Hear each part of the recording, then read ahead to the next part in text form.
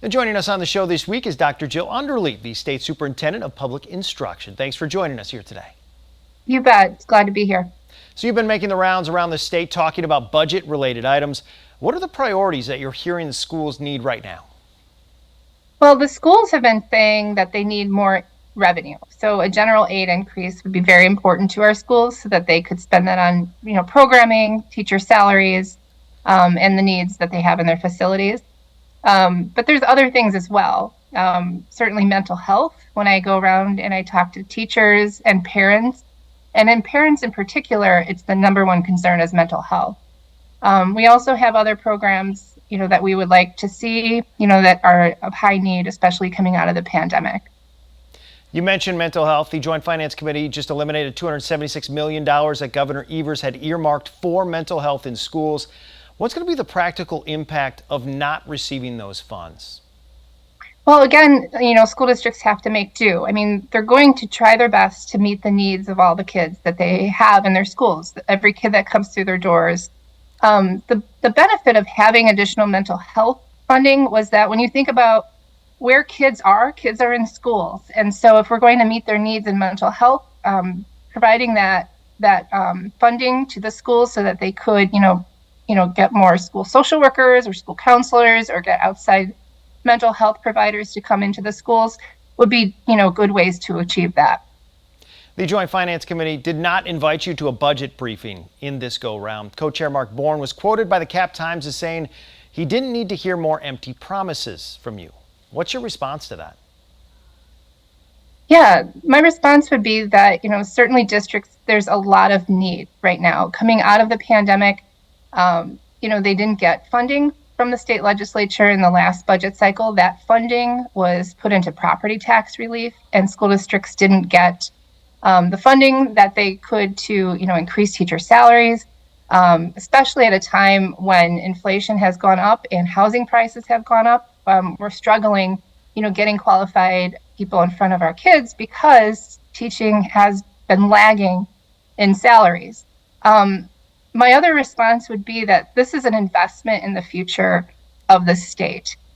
When we invest in our schools and our public schools, and especially, we're looking at investing in the next generation of leaders, next generation of healthcare workers, teachers, professionals, the people who fix our cars. And it's really short-sighted, I would say, if we don't invest in our schools. Representative Bourne, I know others have highlighted slipping test scores. They mentioned those. How do you respond when people are making the argument that they want to see results before throwing more money at the schools? Well, I would respond by saying that these things cost money, right? Everybody struggled in the pandemic. Our kids were not alone. You think about how adults struggled in the pandemic. And certainly expecting things to go back to how they were before that, when there has been no real investment in our schools in the past 2 years.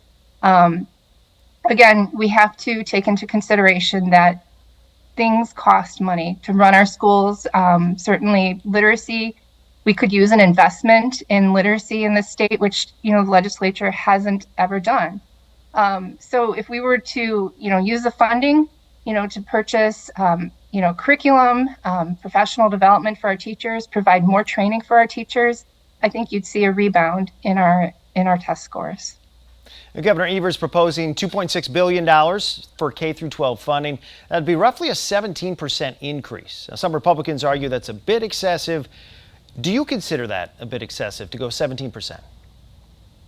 No, I don't, actually, because when you think about it, Wisconsin public schools have received minimal increases, at least in the past 10 years, possibly longer if I was to look at my information. But when you think about that, the annual adjustment hasn't kept up with inflation. And so we're at a moment in time, especially with our budget surplus, where we can make a great investment in our public schools. In fact, in 2019, the Blue Ribbon Commission on Public Education Funding that was initiated under Governor Walker at the time indicated that we do need an infusion of funds in our public school system in order to make sure it's sustainable for the next generation and beyond. And here we are at this time, we have this great opportunity. And I think our legislators really could leave a positive legacy. They could go down in history as the legislature that did something about how we fund our public schools and make that investment in our future. Republican leaders have said they might increase public school funding if the state expands the private school voucher program. Would you be willing to even discuss that? You know, no, because the thing is, it's really looking at holding our public school kids hostage when you think about funding voucher systems. We have 850,000 plus kids in our public schools, and the legislature who's balking at trying to fund the one system that we have certainly shouldn't be in a position to consider how we should fund a second public system of schooling. More and more districts are relying on referendums to balance their budgets right now.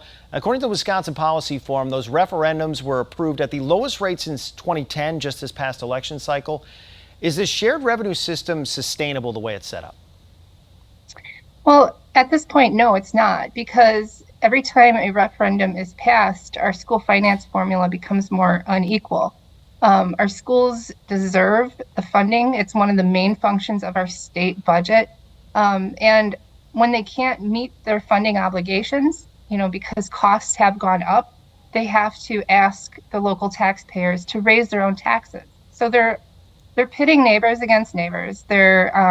It's an unsustainable way to fund our schools. And as I said, it causes greater inequity.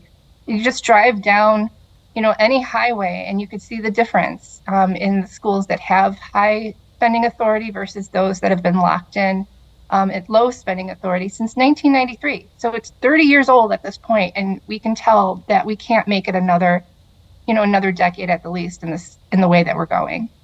And Dr. Jill Underly, want to appreciate the time you gave us here today. You bet. Thank you.